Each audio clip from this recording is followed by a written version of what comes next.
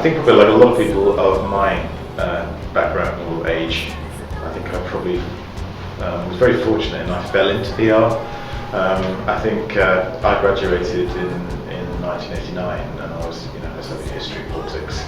So we didn't prepare me for anything about a career in academia, but I'd always wanted to be a journalist. I used to write for my local paper when I was 13 years old, and it was, that was my dream. And then I think, like a lot of journalists at the time, when there was no PR qualifications and no PR degrees, I was initially invited to come in and do media training by a public relations agency, and then crisis training. And for the first time in my professional life, I suddenly realised that there is more to public relations and strategic communications than just being a journalist when someone's trying to sell me something on the phone. So I had a complete change of, that was my eureka moment. All of a sudden, I think up until that point, I thought PR people would just be there to annoy me as a journalist, trying to tell me about things that I wasn't really interested in. And all of a sudden I had, business executives from large companies kind of looking at me and saying, what do you think? What do you think the media would do if we had glass in our coffee and we knew about it 2 months ago and didn't act upon it? And for the first time I suddenly started thinking, crikey, this is business critical. It's not just about writing articles for newspapers. Well, I think it's changing quickly. So I think there was always a natural move from people with a journalistic background into public relations, because obviously in the pre-digital era, the media, whether it was TV, radio or print, magazines, newspapers, you needed to understand how that media industry worked to be able to get your client stories placed.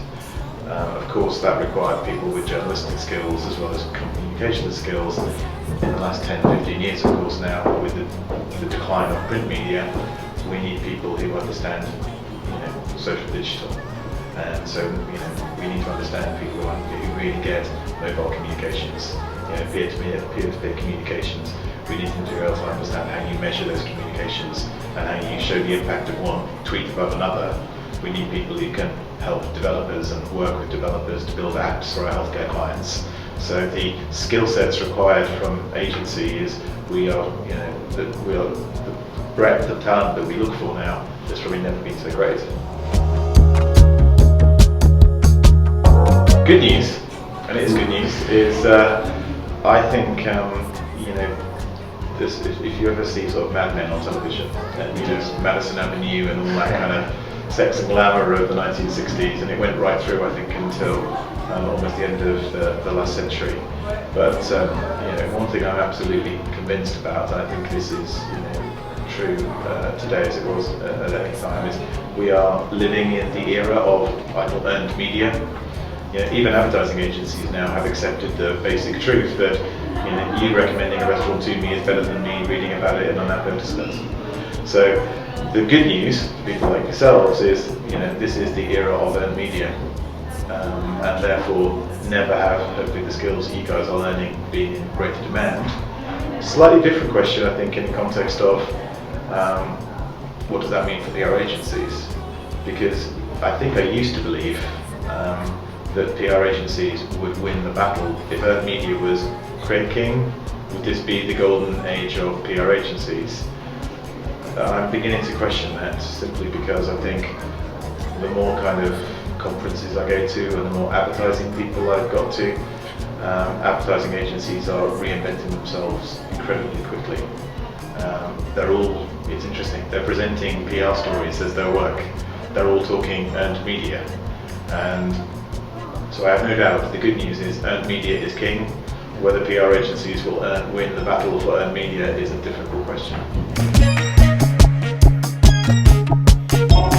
It's cyclical, so I think there was an age of integrated agencies, back in the sort of the 80s and the 90s, and then clients started saying, no, that's not working for us, we want specialists. And we are seeing a sense at the moment where, it goes without saying, we live in the world of 360-degree communications. But does that mean we're going to move back into an age of integrated agencies? I'm not sure. I think what we are seeing is PR practitioners like us, we increasingly can no longer think just in the context of a standalone PR campaign. And for our bigger clients, we sit around a big table like this one with our colleagues from advertising agencies, digital agencies, mobile marketing agencies, shopper marketing agencies. The really great opportunity for PR agencies and media is sometimes we, I think, now have the opportunity to come up with the winning idea as much as the traditional advertising agency. So, it wasn't that long ago when we'd be called in by the advertising agency to say, here is a winning idea, can you do something with it? The clients now are very happy to kind of say, here's our commercial challenge, these are our objectives, who's got the best idea? And it's not unusual for us to come up with that winning idea, but then you have to be not arrogant enough, because what you also believe is 360-degree comms is the answer. How do you take a great PR idea, but what's therefore the role of advertising or shopper marketing? And I think it's when you look at a great campaign and it's almost difficult to say, was that an advertising campaign or was that a PR campaign? The beauty of the best campaigns is it's all of those things at once. Yeah, I think we touched upon it earlier, which is, this is the golden age of public relations. The public relations industry is changing quickly.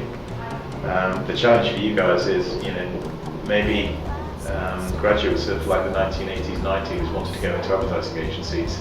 The graduates, the smartest graduates these days, I'm pleased to say, are looking at public relations as an alternative.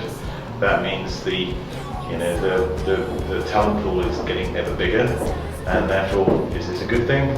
You've got to be more passionate, more determined, more committed than 90% of the rest to really get ahead.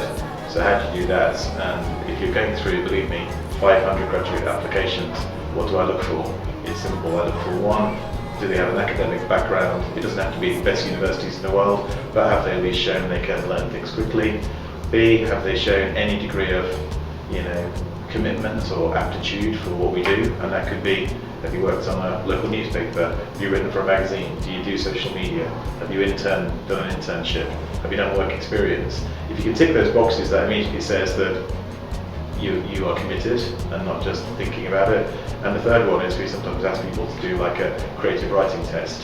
And if you can, make me smile or wow me in the first kind of 2 paragraphs of the creative challenge, I don't need to read the rest, I'll just say, yeah, we'll see them.